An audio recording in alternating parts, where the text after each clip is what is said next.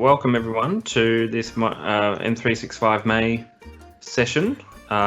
This is the Enabling Staff to Succeed with the Power Platform with Governance, Community and Ownership. It's by Gavin Haak.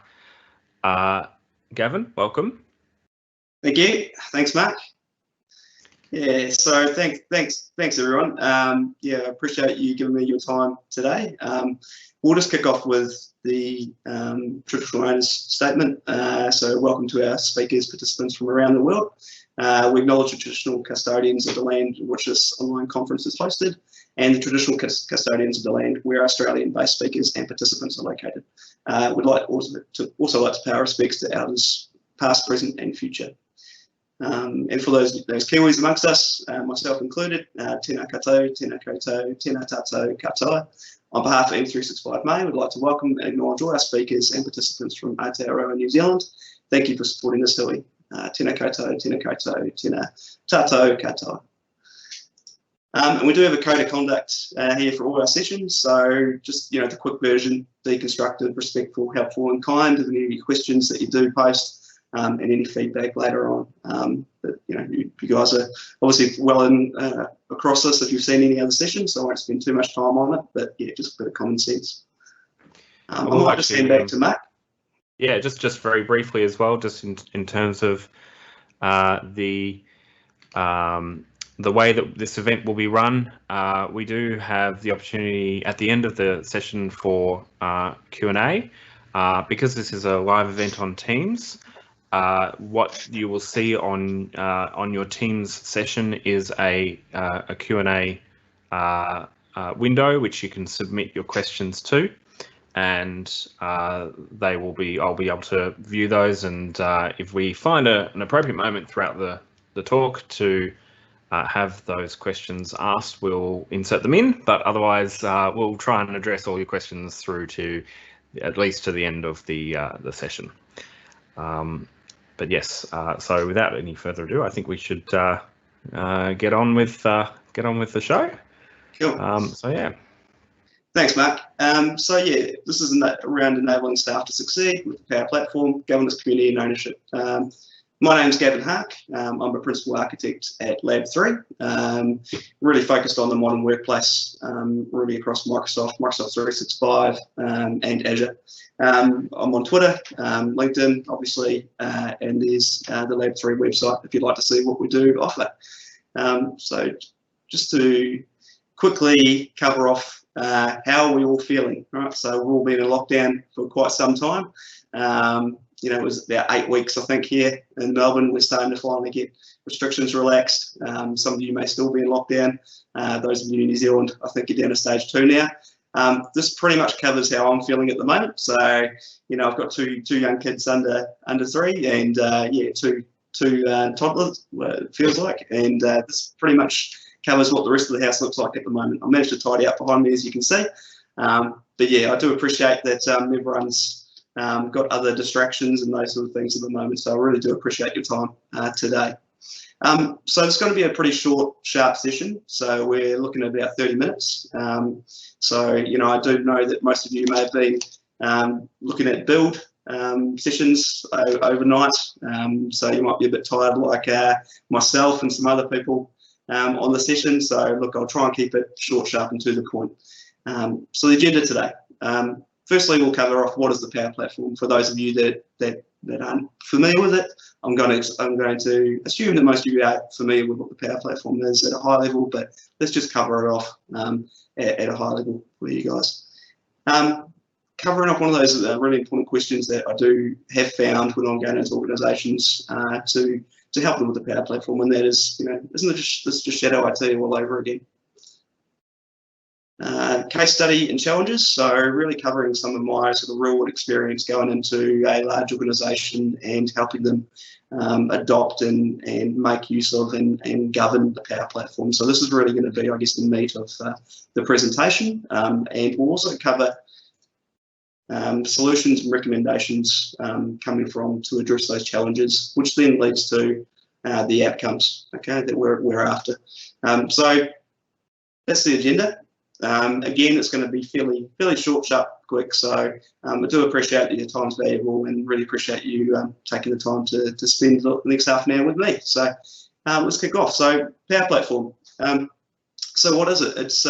It's really a low-code platform. You know, it's enabling and democratizing the ability to for all of your users across your organization to create productivity apps, you know, work management solutions, all the way from that level up to, you know, enterprise capable applications and digitization of your business processes within your workplace. There's 4 sort of main applications or services, if you will, that do support the Power Platform and allow us to achieve this. And those are, as you can see there, Power BI, which is really around dashboards, analytics, everything to do with data.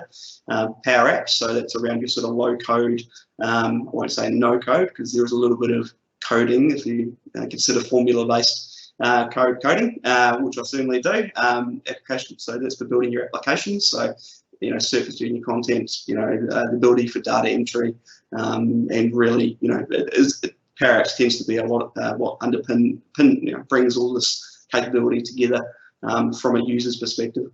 Power Automate, so really around process automation. So it used to be known as Flow, but that's everything around, you know, workflow and yeah, process automation. So and recently we've had the ability to create drag and drop, low and no code chatbots, so intelligent agents, using Power Virtual Agents, which is really, you know, really exciting. So yeah, there's a lot of capability in the platform. I'm not going to delve too deep into the technical details. This is not a technical session I'll cover soon. There's also, this is all underpinned by I think up to 300 odd connectors now. So the ability to connect all these apps and services with external services or internal services, such as all your Office 365 services, and those are made available via data connectors. We've also got cognitive capability, so via Azure AI capability, which is made available through the Power Platform now. So we can do, you know, form processing, for example. We can do sentiment analysis. We can do a lot of things that used to be locked behind the sort of domain of developers and really large complex projects. And underpinning most of this is the Common Data Service, which is a first-class relational database, and does actually hold a lot of this content, you know, together, and certainly is used for enterprise applications as well in terms of data storage, and underpins a lot of the stuff that Dynamics does provide now. So I'm just going to move on now. So who's this presentation intended for? Okay, so this is not a technical tool session, so I hope you weren't expecting that. I know there's another session that's going to be covering, you know, Power Platform governance using the actual tools that are available to us by John Liu. So this is not focused on, you know, how to, you know, establish, you know, the tools or those sort of things to establish the governance for your organisation. It's really around how to actually enable your users and organisation to succeed with the Power Platform. That's based upon a lot of the experience that I've actually had going into large organisations, large enterprises, where the Power Platform has been either established or in the planning stages or has gotten away from them. So everything on here is based upon sort of real world rollout, adoption and governance that I've either implemented or seen implemented across Microsoft 365. So you may be in different stages of your Microsoft 365 journey. So there's sort of 3 main stages that I've seen, you know, over the last few years, and that's really the start. The first one is, you know, Office 365, Microsoft 365 has been rolled out across the organisation, and it's basically been switched on, right? So a number of you are probably nodding away to yourselves, where, you know, you've got the tools, you know, you've got Teams there, you've got SharePoint available, but really it's just a case of, you know, it may have been rolled out to fit a particular business process or a business need. You know, one of the services such as SharePoint or Teams may have had a lot of focus on it, but the rest of these services and applications may just be sitting there waiting for users to take them up, and there's not really been a lot of adoption or change management investment in the platform itself. So effectively, you know, users are left to their own devices for some of the wealth of apps and services that are available across Microsoft 365. One of the other sort of main buckets is it's established tenant. So it's been there for a while. There has been some adoption and change management activities done. Users understand the capability of the platform. They've got a fairly good idea of what they can do with it, what they can achieve with it. They're probably aware of the Power Platform. There may have been some training sessions done on usage. IT is aware that the Power Platform exists, which is always a good starting point, and certainly isn't always the case. So that's a probably best case scenario for most organisations at the moment. Or you may be in the initial planning stages for Microsoft 365 or the Power Platform itself. Okay, so this session is for all of you. All right, so hopefully you can take some learnings away from my, I guess, experience across the Power Platform and governance, and really, I guess, trying to achieve a really good outcome for your users. Right, so that's the goal. So I might just click on. Yeah, well, so what's Microsoft's view of the world? So they're trying to democratize, the ability for users to create productivity applications, work management solutions. They want everyone down from the receptionist right through to the CEO to be able to create content and create productivity solutions and really improve the way that they go about their day-to-day business. So the idea is that anyone can create a personal task tracking app or a application, for example, to manage leave requests within their department or business unit, all the way up to the enterprise level where you're building procurement applications, for example. So there's certainly everything they've been trying to do. And look, I don't work for Microsoft, so this is just my perspective. But they're really pushing the fact that everyone should be able to create an app or a workflow or a Power BI dashboard or whatever, to basically improve their day-to-day productivity, and of course to get them more exposed to Microsoft 365 services. So it's kind of like Oprah, right, where everyone gets an app. You get an app, you get an app, you get an app, you get a flow, you get a Power BI dashboard, right? So look, I tend to agree with what they're trying to do. Like I've certainly seen the benefits, but in saying that, this does come at a cost. Okay, so. And one of those costs that I've often encountered when I've gone in is IT. Look, they're a bit scared. They don't know if it's it's the killer around the corner. Isn't this just shadow IT built on massive access databases or Excel spreadsheets? They've seen it all before. Isn't this the same thing happening over again, but just with a different technology? And look, I completely understand the view, particularly as you see some of the challenges that I have encountered in these large organisations. This view is not, I don't think it can be dismissed. It's certainly something that, it is valid, right? If you don't have visibility over these applications, as we'll go into detail, all the productivity apps that have been created, then it's hidden. It is in the shadows, right? But one thing I will say, I think it's different this time. I really do. And the reason for that is, one, it's in the cloud, centralized, right? So just as a starting point, and the cloud just because it's in the cloud doesn't mean it's perfect. No, I understand that, but look, it's centralized, right? So even though the current visibility that you do have for these applications and services and flows and those sort of things is lacking a bit out of the box, and I'll cover that soon, how we can address that. The reality is all that information is there. Okay, it's not hidden. If a user takes their laptop home, or a user leaves the organisation, we don't have that situation where they're taking a previously unknown business critical piece of software with them, right? Or we don't have access to that business critical piece of that software. So it is centralized. So it's not just on someone's desktop or laptop.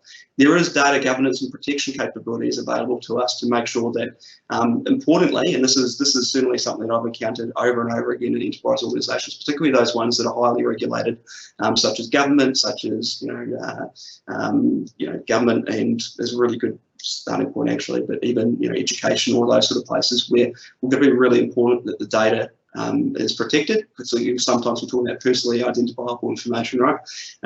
So the ability to actually apply policies to make sure that our data is protected is something that we can do, and it's very, very simple to enable, even if you haven't been working with the Power Platform before.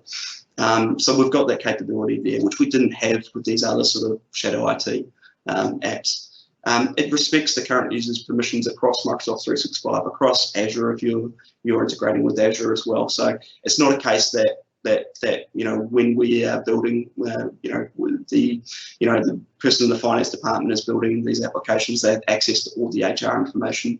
As long as you've secured that appropriately to begin with, they're not going to have access to that data. They've only got access to the information that they've currently got access to across Microsoft 365. So that's a really important point as well.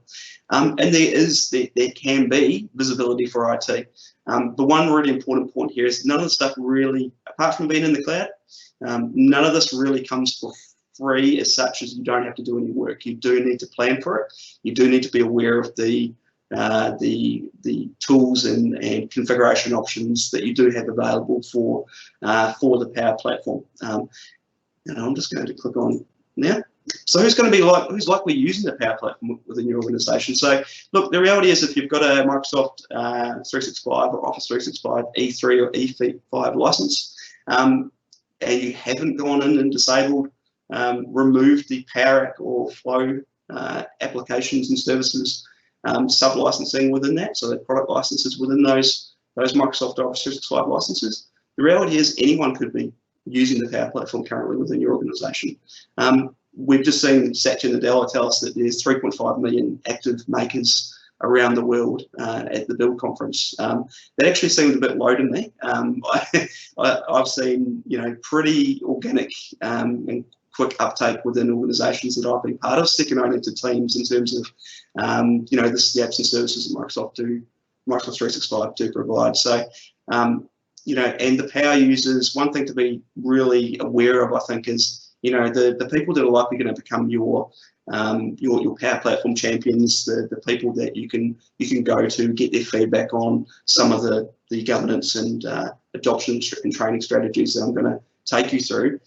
They're likely to be the same users that used to create those massive access databases and complex Excel worksheets to try and improve their work life or their colleagues' work life or their business units' work life throughout the organisation. The amount of times that I've been speaking to users, those champions, and that's where they sort of started their sort of business app journey, and it's been, it's almost a correlation there. So these are the people that you want to be using the Power Platform, because the reality is if they're not using that, they're going to find another tool, and those tools are likely not going to be approved, and they actually will be classed as shadow IT. So those are the people that when we talk about who do we want to bring on board, bring under our wings, make sure they feel empowered, they're the important people within your organisation when it comes to the Power Platform.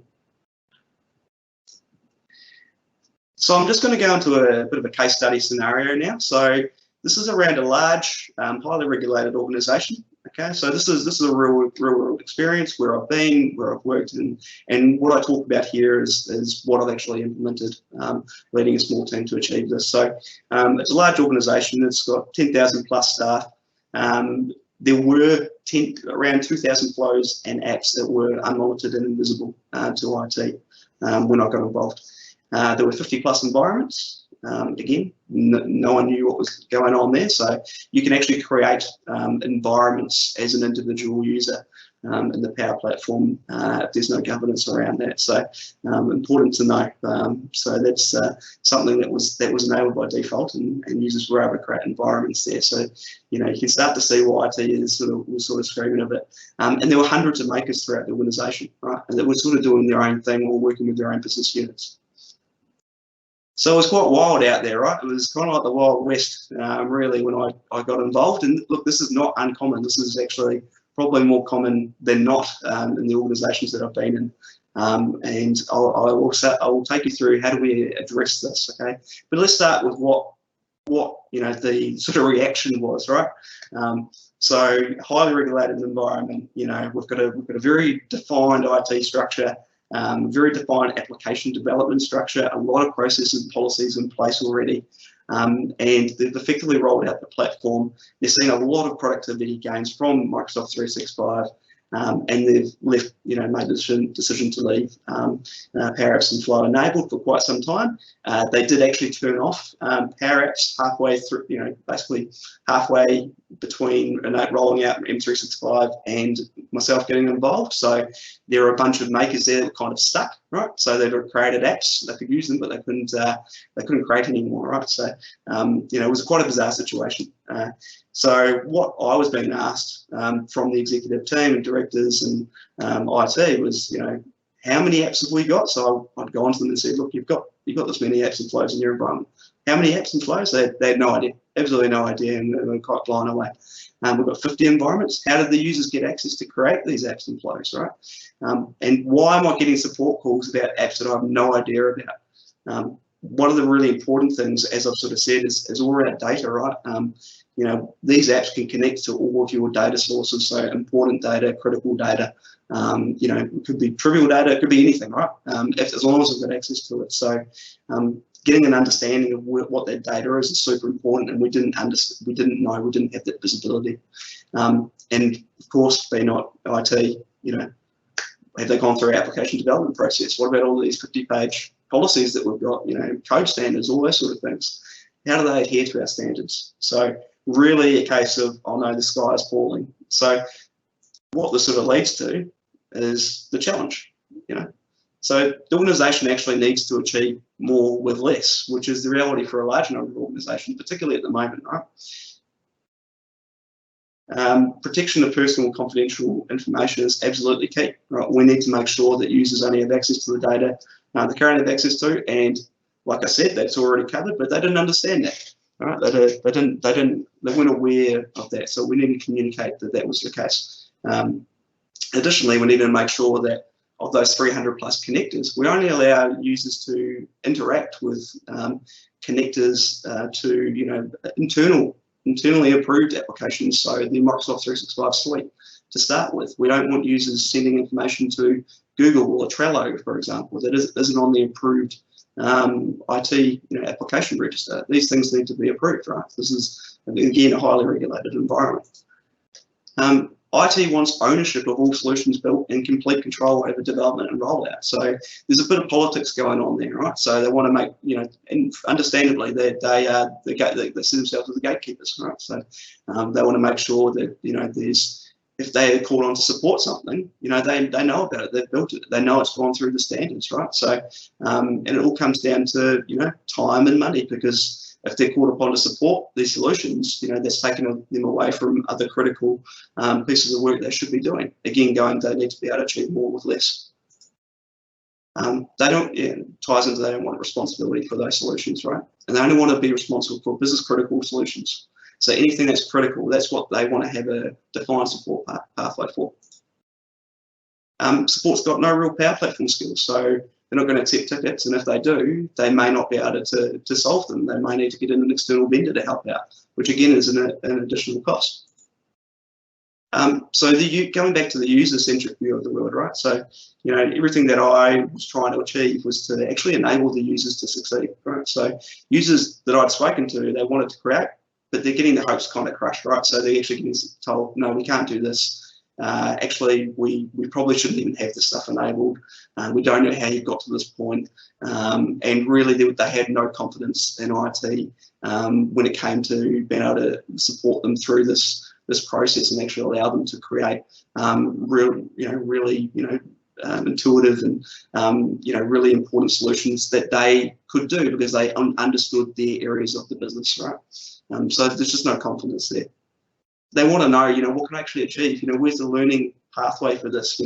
Why do I have to Google everything just to find out? Why don't I feel supported by the business? They've actually allowed us to create this stuff because I can see it in my app launcher. I can just click on a button and go create an automated workflow, right? Where's the support there? So they need a support and health pathway, and all of this leads to executives, leadership, very close to actually disabling access to the entire cloud platform for all users, and basically just putting it in the too hard basket. Okay, so that's that is the worst case scenario, but it's certainly something that I've seen quite often as it's gone to that point. So where do we start? How do we actually enable our users to succeed? Firstly, you need to assess, you need to gather as much information as you can on the current usage. So you need to speak to your users So don't be afraid to send out surveys. Don't be afraid to, Microsoft Forms is really, really good for this, using our own DOL for using the Microsoft 365 tools we do have. Face to face, find these users, understand them, understand what their problems are. And you're probably asking, how do we do that, right? So I'm going to cover that soon in terms of how do we actually get that information. But the most important thing is you're probably already aware of users by the fact that they've created support tickets or they're reaching out to IT for help. So IT will probably know a number of these users already. So start with them, start small, and start getting an understanding of what their pain points are and what they actually want to achieve with the platform. Then the first thing you want to do from a data protection standpoint, from a configuration standpoint, is engage a vendor or engage someone that understands the platform to implement a data protection policy tenant-wide early. Do it as soon as possible because you can always create exceptions afterwards. This is going to start establishing trust within IT and the executive that your data is protected, right? It's not going anywhere it shouldn't. What I've seen work really well, particularly when you're under time pressure and everything's time critical, and you don't necessarily have time to understand all the details and intricacies of the current usage of the Power Platform in your organization, all the connectors that they're currently using, is just ring fence it to Office 365 or maybe Azure as well. Ring fence it to the apps that IT have already approved and that's covered by your existing policies. That's really going to establish trust, and also, look, it is going to be more difficult if it's already in the wild, but you're going to get feedback really quickly from your users via Yammer. Probably if you've got Yammer set up, we'll talk about establishing a community, but you're going to hear back really quickly, and this is something we did, certainly heard back in this organisation, is we started to hear straight away on Yammer because we had an Office 365 Yammer channel. Hey, we were sending data to Gmail, we were doing this, why can't we do that now? And that's when you start having those one-on-ones. They're going to be annoyed to start with, but you will win them over once you explain that, hey, the other option was that this was going to be shut down. So explain to them in black and white terms, this is where we have to start, but it's not where we end, right? Why did you need to send it to Google? And what can we do to help you here? What can we do to help you get to the point where you need to achieve what you need to achieve? And there does need to be decisions made. Unfortunately, you're not going to be able to just open it up in these regulated organisations to connect to any Apple service, which users would love. But the reality is there has to be a bit of a balance, right? So, but communication is key. You cannot over communicate with these users, right? So, taking the time to have those one-on-ones with them, bringing in all the key stakeholders, talking to their team if it's a team-based app that they've created. Really getting as much feedback as possible is important. So yeah, really about communication, right? So if you're in planning mode at the moment, use this time now, right? Start understanding how they could possibly make use of these tools, right? So what are they using to solve, work management request type solutions at the moment? Task tracking, those sort of things. What are they actually using at the moment? What business processes are they trying to automate with Shadow IT? What Access databases or Excel stuff are they using at the moment? Understand your users, so then you'll be in a really great position when you roll the platform out, and when you roll Microsoft 365 out to have everything in place for them. So surveys, interviews with divisions, business units, it's all about making them feel that they're supported and they're actually empowered, and you actually do understand that they've got problems to solve and they want to use these tools, right? And this brings me to my final point, which is about establishing a centre of excellence. Okay, so we really want to be able to establish a centre of excellence to enable users to succeed with this. So governance doesn't need to be a dirty word. We want to focus on enablement within guardrails. We want to establish what is business critical. So establish the criticality of our apps and our flows, right? So that's going to drive a lot of the processes that we do put in place to support our users. And when we understand what apps and flows or products that people have built are actually critical, that's really going to support things like our support pathways. So we need to gather the information about it, and we need to want to protect our data, right? Which we'll cover with the data loss prevention policies. So I'm just running out of a bit of time here, unfortunately, but so I'll quickly go through this. So this is around our solution criticality. So we've got our personal, we've got our important, and we've got our critical apps and flows. And look, this is going to be slightly different for each organisation where we put our tiers here, but really we want to group these apps and flows that have been created that we're able to see, and I'll talk through our recommended visible shortly, but you'll find that 60% of our apps and flows that are built really fall into that sort of personal productivity bucket, right? So they're for individual productivity, they should be supported by the person that's created them. So there needs to be an understanding there. If you're just creating these for your own benefit, then you're probably not going to have a dedicated support pathway, as in you can raise a ticket. So this is where it's really important that we have a community for these users. Let's talk through how we can establish that shortly. The next sort of tier is around important flows and apps. So really, these are the ones that are generally for a business unit, division, or team. You're working with confidential, valuable, or important information. IT should be aware of these apps. They should understand why they've been created and what they're being used for. And that's sort of the second tier of support. So IT knows about them. IT can support them on a case-by-case basis. And there's something that really needs to be worked through with your organisation to how that is supported. Critical. So these are the ones where IT should really be involved as partners. So if there's apps and flows, if they go offline or something goes wrong with them, it's really going to impact the ability to deliver for your clients or customers. Then these are what I'd say in the critical bucket, and they're the sort of top 10%. And this is something that should really be aligned. IT should be involved with partners. So it should be aligned to all your policies and application lifecycle management and those sort of things as well. And they get first tier support. So it's really important to establish a community for those makers out there that are creating all these apps that might not necessarily fall into that important or critical bucket.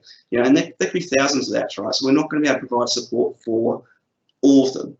But what we can do is start to build up a bit of a community of practice around it via a Yammer group, via teams, via using some of the capability in the Power Platform Centre of Excellence, which is a starter kit that Microsoft does provide, which can send automatic emails to new makers and welcome them into that maker community. They can also automatically add them into a team or Yammer group, and then they can start talking to each other about the problems they do have. Obviously, having a Power Platform SME or a representative for IT as part of that is key for success as well. Someone that really has that really solid technical understanding of the platform, they can really help them build these solutions. I think that's a really good investment. Also establish a learning centre. There's out of the box learning centre kits out there which you can extend to add Power Platform information on your SharePoint sites. So really, and then you can point users to these learning pathways which Microsoft do provide. And you can support certification and training. So again, there's app flow in a day training sessions out there. The Power Platform Centre of Excellence starter kit provided by Microsoft does actually support automation of invitations to these events as well. And there's a Power Platform Fundamentals certification, which you can encourage your Power Platform champions, as power users, to take. Now, what does the Centre of Excellence look like once we've established it, right? So there's 4 main quadrants that I see. So really focused on admin and governance for one quadrant, really ability to gather all that app information, gain that visibility via tools such as the Centre of Excellence from Microsoft Starter Kit, and also other tools such as turnkey solutions such as Power Clarity. I'll link to those tools at the end of this deck as well. We're really establishing the data loss prevention, dashboards to establish visibility for IT, data information governance and protection, and usage policies. Operations, so really around ideation, identifying opportunities for critical apps that IT can partner with the business to actually create and really show the capability of the platform at an enterprise level. Also making sure that you've got that partnership between IT and business, so they feel supported. There is that community there. Setting up monitoring and alerts as well. Again, some of these starter kits can help us out with that. And establishing an environment strategy is important. Support, so making sure you've got defined support pathways based upon that criticality of those apps. So that's really important. Based upon the criticality, we need to make sure that if they're critical, if they're important, there is a defined support pathway for those applications within the organisation, because they are supporting your users to deliver value for your clients or internal stakeholders. And make sure that users understand the level of support required for each app or flow, and upskill your support team in the Power Platform. So nurture, I think this is one of the most important ones, right? So one thing I found really useful is regular live sort of 101 sessions that are driven by SMEs or champions. Get as many people to go to these AppFlow virtual agent in a day events as possible. Make sure they've got access to training. You can use the Shepherd Online Learning Hub kit for that, which is a out-of-the-box template that you can extend to show users the Power Platform learning pathways, or just link them to the Microsoft Power Platform learning pathway documentation, which is there already, which is a really excellent guided training experience, that sort of 101 level. Make sure you're identifying onboard new makers. That is key. So making sure they've got an automated email or something going to them to bring them on board and make them feel like they're welcomed and they know where to go. They know they've got a Yammer or Teams group. They know where the learning centres are. They know what the next steps are. And again, knowledge and best practice sharing. So building up that community within your organisation. And I have seen it almost become self-sustaining after a little while. So people will be sharing tips and really taking a bit of the load burden off IT, which is what we want, and users feel empowered, right? So this is just showing you the example of a tool, the Power Platform Centre of Excellence toolkit, which is a starter kit. It does require a little bit of work, but does really give you that visibility into your environment, right? So this is going to really support that visibility for IT and help you guys as SMEs within the organisation, or help establish who's actually creating these flows, where they're being created, how quickly the environment's growing, and giving you that initial assessment of your environment so you understand where exactly you stand. So really important that you have a look at how you can enable this within your organisation. Now, my preference is certainly to use the Power Platform Centre of Excellence starter kit, as I'll link to, but it does require a bit of work, and there are other options out there. And if you've got some technical capability within the organisation, this can all this data can be accessed via PowerShell or something similar by your technical guys, or the guys or girls. So the data is there. It just requires a bit of legwork to get that information at the moment. So what is the outcome after all this is established? Well, Power Platform is accepted within an organisation. It's not been switched off, so that's the first point. The Power Platform makers, they feel part of the community and they feel supported by IT. You'll be amazed with how quickly that sort of community feeling can grow, particularly if you've got a nice a Yammer group or a Teams team to help support that. You've got those automated emails being sent out to welcome new makers, and you're doing those sort of 101 training sessions on a regular basis. Really important. IT felt that they have control, and they've got visibility of applications being built by staff. They've almost got a bit of an application register now, so they understand all of the applications that have been created across the organisation as part of the tools in the Power Platform Centre of Excellence starter kit. You're even able to gather business justification, understand the type of data that they're working with, and then you can build up that criticality for your apps based upon that information. So again, I didn't have time to dive into the technical details around that. I'm sure John Blue's going to cover that in the session on the 26th. But so I do recommend you attend that session just to see how you can actually get that kit get established, or even look at some of his particular tools around Power Clarity, which is a turnkey solution that delivers the same capability. IT would have delivered 2 or 3, and they certainly did in this scenario, delivered 2 or 3 critical apps in partnership with the organisation, and the organisation now sees the Power Platform as enterprise app capable, which is a great result.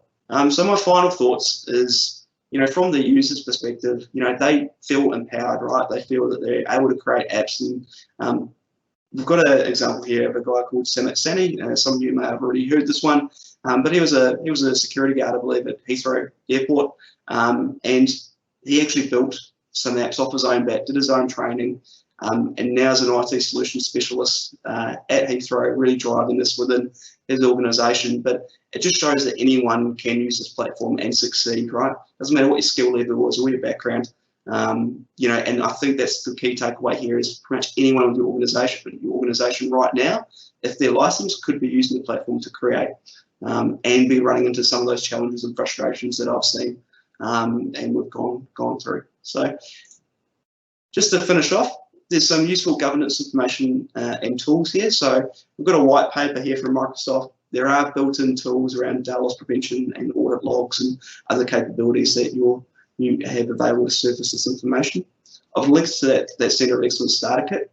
I do say there it does need work to implement. It does need a little bit of work to implement, but it is a really excellent starting point to really enable the Centre of Excellence within your organisation and support it. It is just a tool at the end of the day, though. So if you don't, follow some of those tips that I've given you, and you don't really focus on the end users, make sure that they're nurtured. You're not necessarily going to see the benefits. You do still need to do the legwork. And there's also a link there to a solution called Power Clarity, which is really a turnkey solution. So you don't need to set it up. It's not a starter kit, and it's really a turnkey solution to get visibility into your environment now. So I do recommend having a look at that one now. So that's the end of my session. So thank you for your attendance. I think we've run a little bit over, but there was quite a bit to cover there. Nice. I might just hand over to Mark here for the Q&A. Very good. Yes. Yeah. Thank you, Gav. That was a lot of content to cover. And we do have one question that came through from the on the Q&A section, and that's from Adam. It was quite early on, and I'm sure a lot of people would understand this question. And you did touch on it a little bit towards the start of your discussion.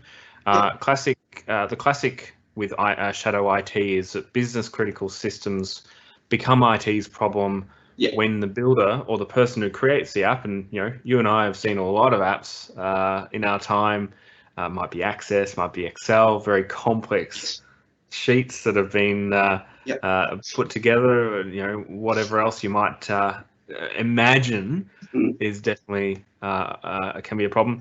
What happens when those builders, the people who create these apps, if they're Power Platform apps even, what happens when they move on? And how is this less of a problem when it comes to the Power Platform?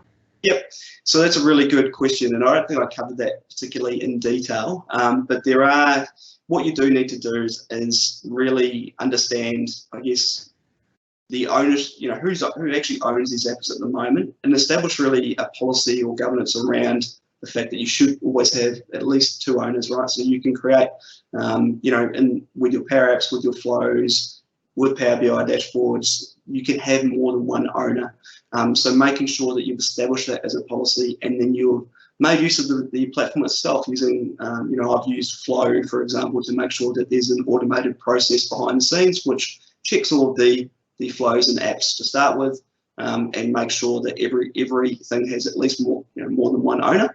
There does need to be an offboarding process as well, included as part that needs to be included in your standard employee offboarding process. The fact that they need to do a handover of anything that they do own on the Power Platform, because, like you say, ownership is still key, right? So making sure that it is part of your processes is really important.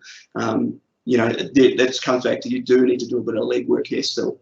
But the good thing is, we don't lose the data, we don't lose the actual application or itself.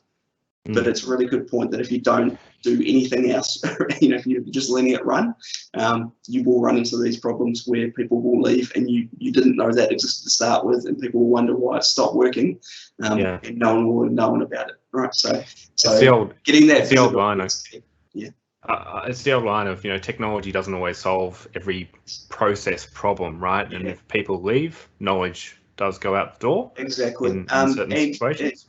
Yeah, exactly. And look, I'm hoping that John will cover this in his more technical presentation. But with the Centre of Excellence starter kit, you can actually set up when you gather information from your users as part of your governance process for when they create an app. So when they create an app, they'll get notified. Get an email notification, they'll get linked to another Power App, which will gather information about the app or flow that they've created. And one of the questions that I used in this organisation, because you can actually extend this to gather information that you do need, was who owns this, and what's your plan for ownership going forward? So there was a question that was raised by to me by the internal IT in this particular organisation is that exact thing. So look, there are certainly ways that you can mitigate this via governance, data collection, and automation. Nice. There is one other question that's come through from anonymous. Now, most of the governance action, I'm going to read this out verbatim. Most of the governance action items seem to revolve around restricting Power Apps or Power Automate. Not much about Power BI, though. Yep. What about Power BI governance best practices? It's a fair point. There's not actually a lot of controls available in Power BI, and I guess, from a data loss prevention standpoint, as an example, I mean, we're really just surfacing data, right? We're not sending data anywhere. So, those sort of controls don't really apply, but pretty much everything else that we've talked about in terms of a people process governance perspective, those still do apply, right? So you still want to bring them into the community. You still want to understand who's creating these Power BI components. And one thing I will say is that does take a bit more legwork, because the Centre of Excellence Starter Kit, as an example, it doesn't support Power BI dashboards at the moment. So, but there are ways around it. I'm certainly happy to take some more questions, or, if you want to reach out to me on Twitter or on LinkedIn, I'm happy to take you through any solution that I've put in place for Power BI dashboards in the past. Yeah. There's probably a few housekeeping elements to this, including there's a competition that attendees can submit themselves to. The M365 May event is obviously put on with the help of sponsors, and part of that is that they've been able to offer a prize draw per week, which this week 4, there's a QR code up on the screen there for you to scan if you wish to join that competition. But also, I think as another housekeeping item, perhaps if you want to, in a few moments, jump back to the screen that has your contact details for any of those questions or anything like that, you could probably, there's a couple of ways people can reach out to you. That would be a great way to keep in touch. Yeah, more than happy to talk about the Power Platform governance adoption. So, I've done quite a lot of these sort of engagements and a variety of clients, and look, it's certainly not a one-size-fits-all type of approach that you need to take, but those sort of high-level points that I've covered, I've pretty much followed those at every implementation of governance at these organisations, and the outcome has been really good. Certainly much improved from where we were. I think the Power BI question is a really good one, and it can also certainly apply to virtual agents as well, where I think the tooling, in terms of when you get down to the technical nuts and bolts, the tooling around it still needs to be built by someone, and that's not Microsoft. There's not a toolkit out there to surface a lot of that information or apply automation around it at the moment, and that's something that I've had to build up myself. So, but when we're talking about Power Apps and flows, which form a lot of the issues that IT do have, a lot of the tools out there will enable your users to make the best use of them, but within those guardrails. So, but yeah, look, happy to talk about it anytime. So, please do reach out. Nice one. Well, awesome. Thanks very much, Gav. We have gone a bit over time, and thank you to the 13 attendees who are still on the event as we speak now. You've made it all the way through. Yeah, thanks everyone. Appreciate it. Yeah, it's really really great to great content to have put together. Don't forget as well, there will be a video placed up on the M365 May website of this full recording in a couple of days' time, and hopefully in towards the end of this, the event, the month-long event, will have the capability to put slide decks and so forth up on the website as well. But that is a work in progress. So if you're looking to get your hands on Gav's slides, perhaps give him a tweet or contact him on LinkedIn with the information you see up on the screen there. Yeah, certainly. I'll make them available on those social channels. And yeah, I mean, if you, particularly that sort of criticality side, I think that's quite useful to start trying to determine, how do you actually start classifying these apps and flows and, other aspects within your organisation, and then start driving processes from them. So I'm happy to share that. Nice one. All right. Cheers, everyone. Thanks very much for joining, and catch you again at the next M365 May session. Thanks, everyone. And you can all go back to build now. Yes. All right. See you later, everyone. Cheers. Thank you. Bye.